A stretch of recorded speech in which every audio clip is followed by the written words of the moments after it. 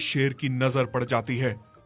शेर बहुत खुश हो जाता है, आज उसे इतना अच्छा शिकार मिला। हैं? शेर? मुझे लगता है मैंने बहुत बड़ी गलती कर दी यहाँ आके। भोली भागने लगती है और शेर उसके पीछे पीछे भागता है। एक जगह भोली थक हार के गिर जाती है और घुटने के बल गिर जाती है और डर के मारे थर थर कांपने लगती है। मूर्ख गाय, मुझसे दूर भाग रही है। हाँ, वैसे तुम तो बहुत तंदुरुस्त गाय हो, तुम्हें खा के मुझे एक हफ्ते तक भूख नहीं लगेगी। नहीं महाराज, मुझे मत खाइए। कैसे ना खाऊं? हाथ आया हुआ शिकार कैसे छोड़ दूं? ठीक है महाराज, मैं समझ गई कि आज मेरी मौत आपके हाथों लिखी है। मैं आपका शिकार बनने वाली हूँ, पर उससे पहले मेरी एक बात सुन लीजिए। मेरी एक आखिरी इच्छा है। ठीक है, बताओ क्या कहना चाहती हो तुम? महाराज, मेरे 2 बच्चे हैं, एक बेटी जिसका नाम इमली है और एक मेरा बछड़ा है।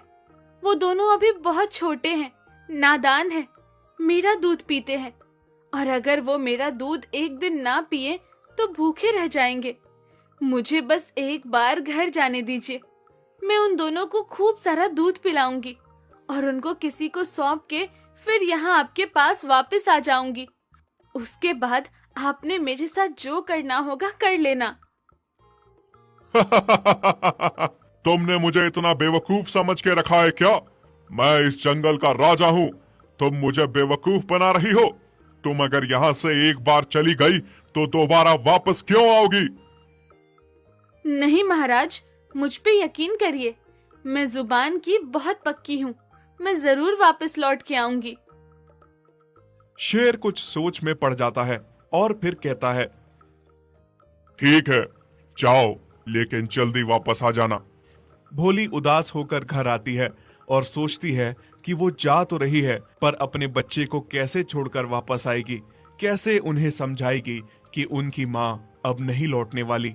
उधर इमली भोली को ढूंढ ढूंढ कर थक चुकी थी और वापस घर आ गई थी। इमली बेटी, तुम रो क्यों रही हो? क्या हुआ? और शाम हो गई है, भोली कहाँ है? बाबा, आप सच कहते थे। मैं अभी बहुत छोटी हूँ, मुझे बड़ों वाले काम नहीं करने चाहिए। मुझसे भोली माँ खो गई। हर जगह तलाशा मैंने, लेकिन माँ मुझे कहीं भी नहीं मिली। तू घबरा मत मेरी बेटी, भोली बहुत समझदार है, वो आ जाएगी। तभी थोड़ी देर में भोली उदास सी होकर घर वापस आ जाती है। बाबा, भोली माँ आ गई। देखा बेटी, मैंने कहा था ना, भोली आ जाएगी। इमली और भोली का बछड़ा जाकर भोली के गले से लग जाते हैं। भोली इमली और अपने बछड़े को पेट भर दूध पिलाती है। दूध पिलाते समय उसकी आंखों में आंसू थे। दूध पिला के वो इमली और अपने बछड़े से कहती है कि उसे जाना होगा, उसने किसी को वादा किया है। इमली और बछड़ा ये सुन के बहुत रोते हैं। नहीं माँ, आप कहीं नहीं जाओगे। हम दोनों बच्चे आपके बिना कैसे रहेंगे? मैंने किसी से वादा किया है कि वो मुझे थोड़े समय के लिए जाने दे।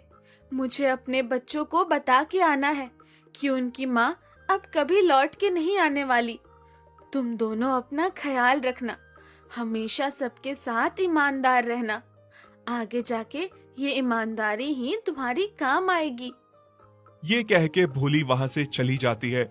इमली और छोटा बछड़ा भोली माँ को पीछे से देखते रहते हैं। भोली जब जंगल पहुंचती है तो शेर को यकीन ही नहीं होता कि गाय लौट आई है। भोली शेर के आगे घुटने टेक के सर झुका के बैठ जाती है। लीजिए महाराज, अब मेरे साथ जो करना है कर लो, मैं आ गई। अरे वाह, तुम आ गई। मुझे तो लगा था तुम अब लौट के नहीं आओगी, पर तुम तो बहुत ही ईमानदार गाय हो। अपनी जान के बिना परवाह किए वादा पूरा कर रही हो। मैं तुमसे बहुत खुश हुआ और इसी खुशी में मैं तुम्हारी जान बख्श देता हूँ। जाओ, तुम अपने बच्चों के साथ खुशी खुशी रहो और अपने बच्चों को खूब सारा दूध पिलाओ।